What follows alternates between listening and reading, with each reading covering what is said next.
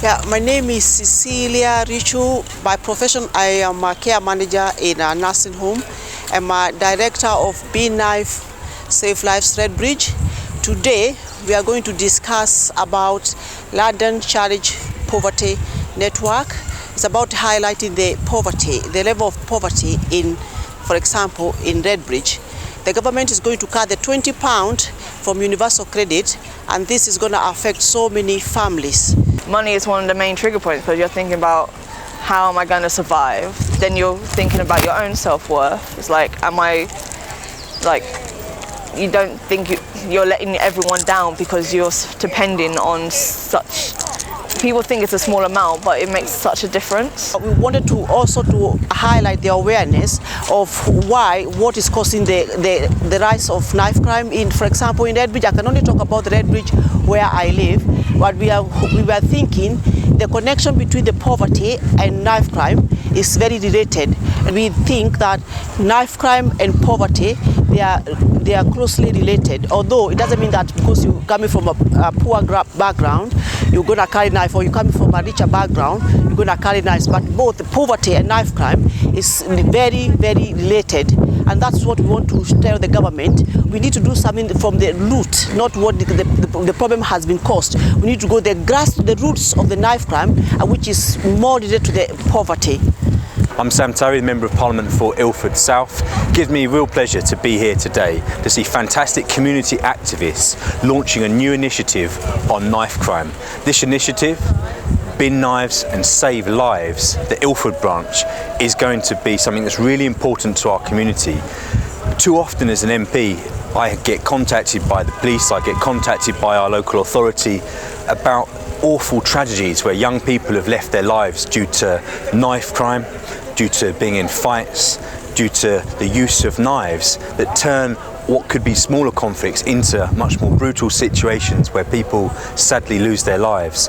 And over the past few years since I've become the MP, we have seen a number of young people and others losing their lives here in Ilford due to knife crime. So this initiative, which offers a service by which people can have an amnesty to put their knives into a bin, to put down their weapons and actually turn to a different pathway in life, to get support into jobs, to get support into other activities and get support to get out of gang culture and gang life, is really important. And this is people from the Afro-Caribbean community, from the wider African community, coming together and saying this is our community that is really getting impacted quite badly in this knife crime pandemic, and saying we're going to stand up and we're going to do something about it. So I'm really here today to say thank you to the people launching this new campaign here in Ilford, and that you have my full support, and I wish you every success, and I'll be there to help you make a success of this project and to save lives